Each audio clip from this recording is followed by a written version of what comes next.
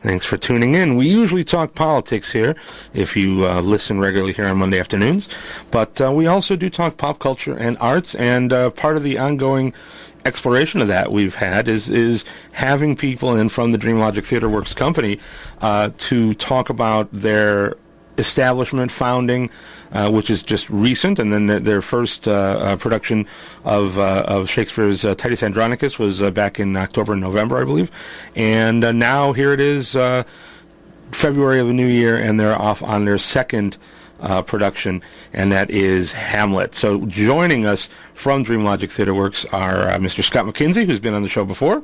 Hey, Scott. Good to be here. Thanks for having us back. And Mr. Jack Sharkey, who is appearing in this production. You were in the Titus show as well. Yes, I was. And you're appearing as the Danish prince himself in Hamlet. I am indeed. Thanks for having me. No problem at all. People who've been listening before may also remember the other two key figures in the company. My cousin Dave Sweeney and his wife Lauren as well. So you went from your very first production of the rarely seen and very interesting and done in a nice both direct as well as symbolic way, the show Titus Andronicus. Yep. And now you've gone to perhaps one of the most produced plays in the history of stage.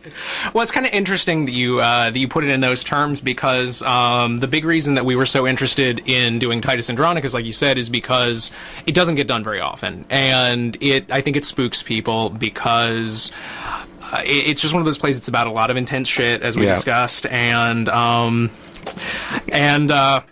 you know, you don't have a lot of plays that have multiple hands being cut off.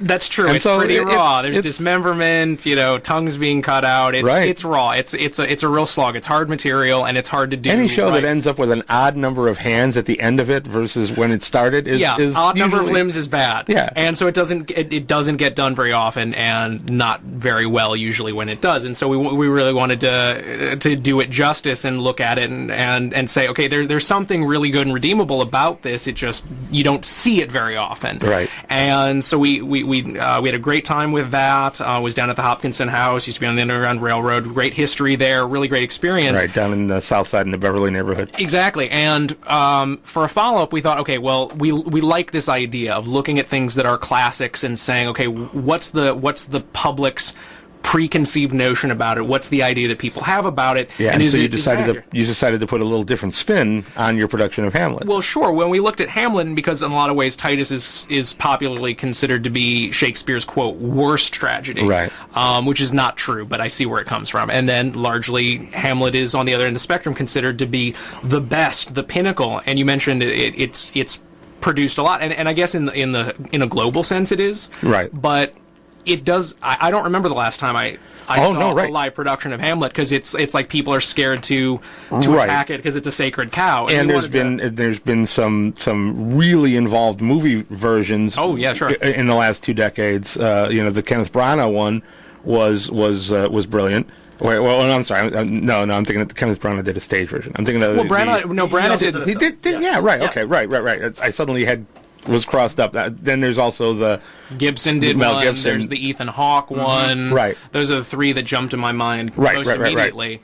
But the thing that we noticed about this is that even though it's this incredible, great play that everybody knows about it and knows its reputation, that a lot of people, when we really got talking to them, they're like, yeah, but it's kind of stuffy, right? It's kind of distant. It's over the top. It's melodramatized. When people were really, really honest about what their preconceived notions were of it, and it's just a really amazing story about a really admittedly messed up family, but it's about a lot of stuff that unfortunately people deal with all the time today. And that's like cutting to the chase here on Valentine's Day and saying, "Oh, Romeo and Juliet, it's a love story." Well, it's these things are much more complex and much more interesting than that. So, tell me a little bit about some of the different sort of spin that you put on into this production. For example, Jack, had you ever done Hamlet before, the role? No, never. No. So it's an interesting challenge there to step up to. Very, very much so. It's it definitely does have the reputation of being, oh God, it's the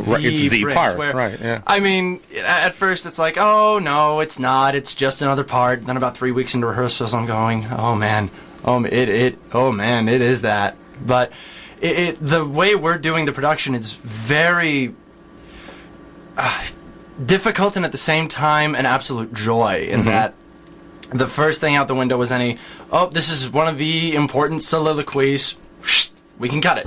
We don't need to worry about it. Yeah. It's just cut to the truth of who these characters are and what they want. Yeah. Which it's very visceral. Like we've had 2 previews thus far, and in both instances, the audience has gone, I didn't think it was that basic. Right. Like he just wants to apologize in this. That's all it's really about, or he just wants to show his mother that she's doing the wrong thing. That's it. And that's very interesting in that people. That's where the production company and the directors and the performers can have their own stamp on it and show people, well, yes, maybe you slogged through this and maybe you've never seen this on stage. Maybe you've heard of the name, you've read it. Here's our interpretation and what we're doing with it, because that's one of the beautiful things about Shakespeare in the richness of the language and the stories is that for modern literature and drama, he was there first. These things are the benchmark, but it's not set in stone. You can take and make it much like the who directed the Richard III.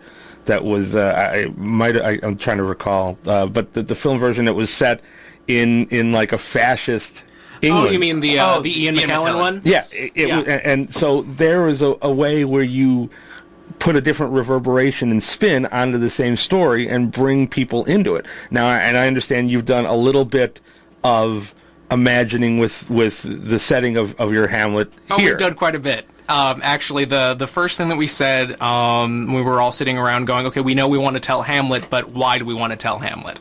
And the big reason for all of us, we came back to, we wanted to prove that if something really is a classic, and by that it's something that was relevant 400 years ago, it's relevant today, then it's a story that should be totally at home in a setting that's familiar to all of us right here. So we wanted to make this production all about Chicago, because it's the town that we do all of our work in, and I've been saying this all season that Chicago's the best theater town in the country, and it's only because of this community and how adventurous it is and how just bold and discerning and intelligent the audiences are, that they're up for anything, and they really appreciate the kind of work that we're doing and that the other companies in town doing experimental work are doing, and it's just a great opportunity. We wanted to pay homage to that, so we've got some production photos up, and people saw them and are like, well, I don't see any doublets or collars or tights or anything. I'm like, no, it's totally modern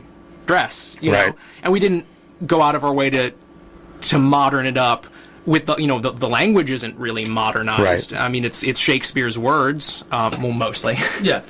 But it's just modern Chicago people, anyone that you would know. I mean, the real gist that we wanted people to have is the feeling of just walking into anybody's home that might live down by the lake and go, wow, this family, I've seen this kind of messed up family before. I know someone like that, or my family's like this, and it speaks to me. Right. So instead of Danish royalty, it's translated into the Chicago politics and family. Not even there is an element of the political in there. Right. But with the play Hamlet, you have to. But it's more the situation of the worst possible Thanksgiving your family has ever had. Oh, I like that. And your audience the audience is just kind of standing there going, am I supposed to be watching? This is really should I be here? And when you say that line, and I agree, what an interesting boil down. Some people will go, oh yeah, that was the time when Aunt Susie got drunk and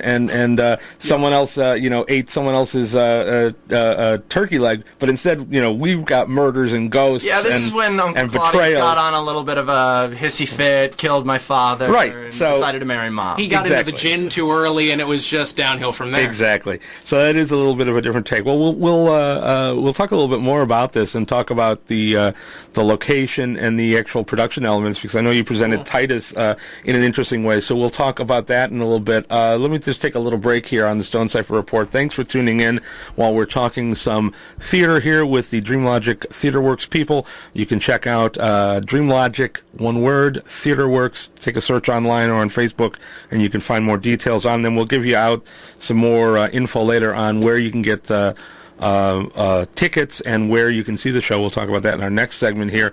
And then the second half of the show, I'll back to talking politics.